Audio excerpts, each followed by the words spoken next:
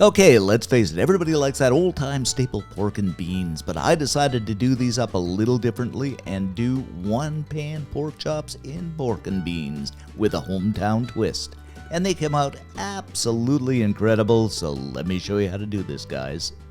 Okay, let's start with 3 bone-in pork chops, and I use bone-in. You can use butterfly, but I just like the bone-in for that extra little bit of juiciness and flavor. And I guess for some reason, I call these real pork chops. Season them up with a little bit of salt, about a teaspoon.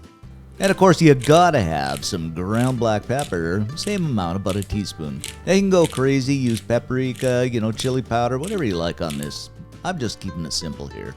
Obviously, give these guys a flip and do the same thing on the other side. Next up, fire up your pan to medium-high heat and add in about a tablespoon of oil. Now in with those real choppers. If you can, use a big enough pan so they're not too crowded. And we'll just fry these up on one side till we get a bit of a sear happening here. Of course, we're going to flip these guys over and fry them for an additional 5 minutes on the other side. After our chops are fried up, I'm just going to grab them up with my handy dandy tongs and set them aside on a plate to rest. And I don't know about you guys, but I just love one-pan 30-minute recipes. Maybe you can let me know in the comment section below and start a bit of a chit-chat. Now in the same pan, and please do not touch that pan, there are all kinds of great flavors happening, we are going to add in a half a small chopped onion, about a stalk of chopped celery. You can add a little more, it's entirely up to you. And we'll just swirl and twirl and have a bit of fun and saute this until that onion becomes translucent and that celery begins to soften up a little bit. And I suppose you could add in a bit of garlic too. I wasn't bothered in this video, but that would be a nice touch. Now in with a can, yes, a plain old 99-cent can of bean and molasses that you can pick up in just about any grocery store. Now I'm going to add a couple of extra teaspoons of brown sugar just to make them a little sweeter, but that's entirely up to you. Then in with a small chopped red bell pepper, and don't ask me why, because I don't know. I just like the color and the little bit of crunchiness and flavor it adds. And of course, you guessed it, a stirring we will go until all of those flavors and those ingredients come together ever so nicely. Then reduce the heat a little bit and just for the fun of it, let this boil and simmer away for a few minutes. Alright, it's time to go back in with those chops that have been ever so patiently waiting on the plate.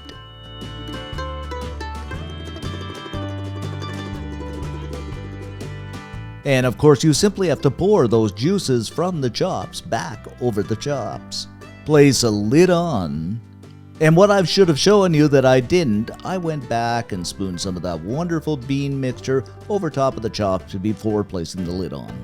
So we'll just let these simmer away for about 10 minutes. After about 10 minutes, pull that lid off and there it be, guys.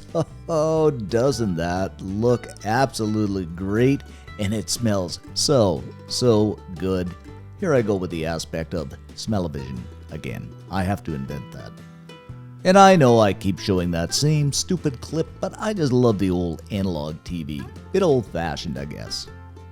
At any rate, one pan, 30-minute pork chops in beans. Oh, it is so fantastic. You gotta make this. And believe me, people are going to sit around the old ranch dining table and say, "Ooh, doggies, this is good."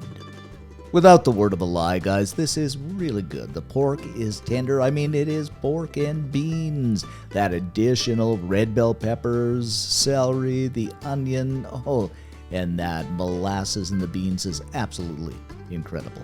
A must make. And as I always say, if you're hungry for more, subscribe.